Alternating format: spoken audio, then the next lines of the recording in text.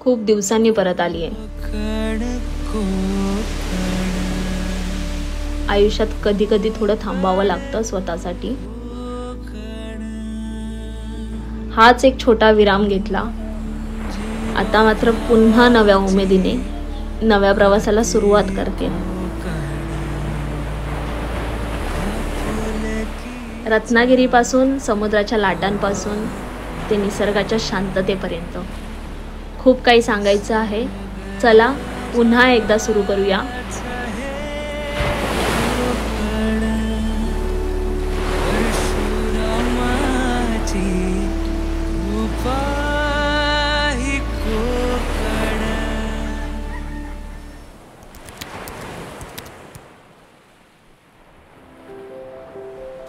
हाय. So आम्ही निघालोय रत्नागिरीला जायला आणि सकाळचे वाजलेत 3:30. हाय. निघालाय वैभव.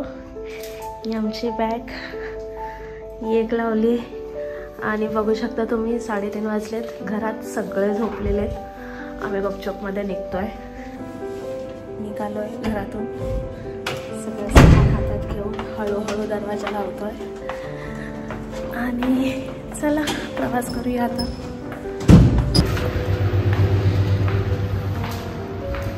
इकडे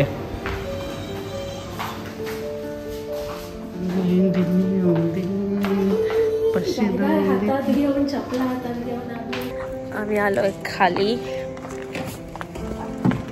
आणि वैभव बसलाय गाडीत.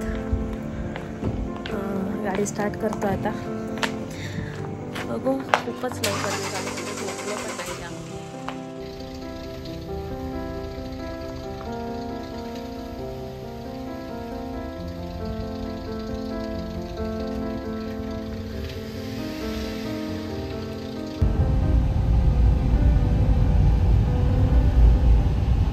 हाय. आम्ही पोहोचलोय आता स्टेशनला. आमच्या फ्रेंड्सला पिक करायला. आम्ही 2 जणच नाही जाते या टायमाला. आमचा पूर्ण ग्रुप जातोय. बघ आता इथे उभे ते लावारीस सारखे 3 जण. असे 3 जण आहेत. हा पण शॉर्ट्स घेतोय. मी पण घेते.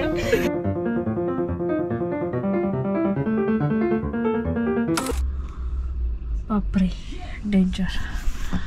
सो सकाळचे किती वाजलेत तुम्हाला दाखवते.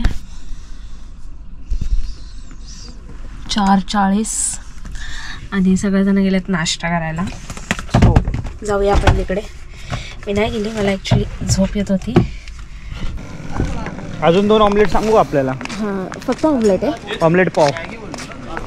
अजून 2 सेम ऑमलेट पाव सांग. अजून ऑमलेट पाव. ऑमलेट पाव. हां सेम ऑमलेट पाव. गाईज मॉर्निंग झाली आहे आणि आमची ब्लॉगर झोपली आहे. तिला उठवलं मी की मॉर्निंग झाली आहे उठ, पण ब्लॉगर काय उठत नाहीये.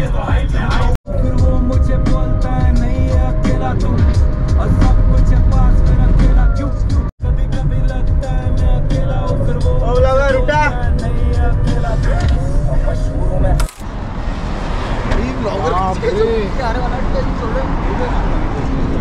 आमची ब्लॉगर झोपले ॲक्च्युली. तिलाच कळत नाही ती काय. तुला कसं वाटतंय आमच्या पोरांसोबत फिरून? तुझ्या नवऱ्याच्या मित्रांसोबत फिरून हाय ठीक आहे. आताशी सुरू झाले. पुढे काय म्हणजे आपला फक्त स्टार्ट झालाय. अजून जर्नी अजून पुढे जायचं बाकी आहे.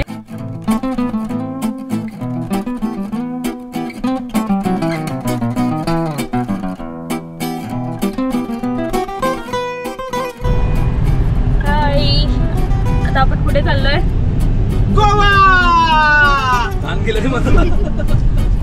आमचा प्लॅन होता रत्नागिरीला जायचं सकाळपासून, पण अचानक कुठे ठरला गोव्याला जायचं. त्यामुळे खूप हो नाही झालं. बट आम्ही चाललोय आता रत्नागिरीलाच. आणि लोकांना हे जे बोलू तुम्ही हे काय करायला गेले? रूम विचारायला गेलेत का? घरी जायचं मला बोलच नाही. ह्याला आम्ही गोव्याला नाही नेलं म्हणून तो रुसून बसलाय. दोन मिनिटं रूम शोधायची प्लॅनिंग चालू आहे. कोण कोण कुठे कुठे राहणार. अरे गरीब लोक आहे ते 2,000 रुपयाची रूम बघते ती. हा टेबल पॉइंट आहे रत्नागिरीमध्ये रूम आहे. हा तणला आणि आम्हाला पाहिजे पूल वाला नाहीतर बीचच्या साईड वाला रूम. 6,800 असा पाहिजे. 2 नाईट. हाय लय बोर झालंय. मे बी 7 वाजले असेल. 6:48 झालेत. आम्हाला रूम नाही भेटलाय. रत्नागिरीला येऊन स्टेला रूमच भेटत नाहीयेत. म्हणजे एवढी काय बोलू आता. खूप घाण रूम आहेत. बजेट खूप जास्त आहे. आणि आता आम्ही थांबलोय. परत रिटर्न जे विजिट करून गेलोय पुढे रिटर्न तेच विजिट करायला आलोय की बघू कसे आहेत. एक फायनल केलेला तो पण एवढा खास नव्हता पण बोलला आता चल ठीक आहे होऊन जाईल बजेटमध्ये होता म्हणून. पण त्यामध्ये त्याचा जो ओनर होता जो रिसेप्शनिस्ट बसलेला तो एवढा ॲटिट्यूडमध्ये बोलत होता आमच्याशी की आम्हाला असं वाटलं की काय ह्याच्याकडे राहायचं. शिवाय आमच्यापैकी एका मित्राकडे ओरिजिनल ID नव्हता त्यामुळे तो बोलला नाही ओरिजिनल ID. तो बोलला नाही लागेलच. सो एवढा माज येतो कुठून. आम्हाला नाही आवडलं म्हणून आम्ही रिटर्न दुसरीकडे फिरलो. शोधतोय अजून. खूप दमलं म्हणजे ऑलमोस्ट 12 तासापेक्षा जास्त झालेत. 4 तास एक्स्ट्रा झालेत. 16 तास आम्ही ड्रायव्हिंग कारमध्येच आहे. सकाळी 3 वाजता निघालोय. आता 7 वाजलेत. बघू आजचा दिवस वाया गेलाय. उद्या भेटूया. कसं काय बघूया. Stay tune. बाय. फायनली आता परत ह्या एका हॉटेलमध्ये आलोय. याचं नाव आहे हेमप्रभा.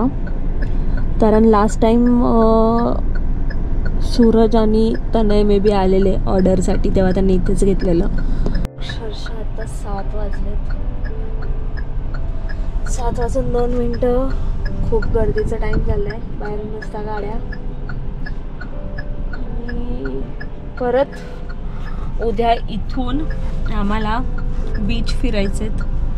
गणपतीपुळेचं मंदिर म्हणजे गणपतींचं दर्शन करायचं आहे. परत स्टेला आम्ही एवढा लांब इथेच येणार आहोत. का आली मी रत्नागिरीला. मला वाटलं खूप चांगलं असेल. कोकण दर्शन बोलतात मस्त असेल पण मजा तर अजून मला काय आली नाही आहे इथे. सो बघू. मध्ये पण जाते पार्किंग काय टेन्शन नाही. फायनली आलोय हेमप्रभा बेड अँड ब्रेकफास्ट मध्ये. झालाय बुक. ते पण रात्रीचे 7:15 वाजता. 3:15 बाहेर पडलेलो आम्ही. संध्याकाळी 7:15 रूम बुक झालाय आणि आता जातोय आतमध्ये.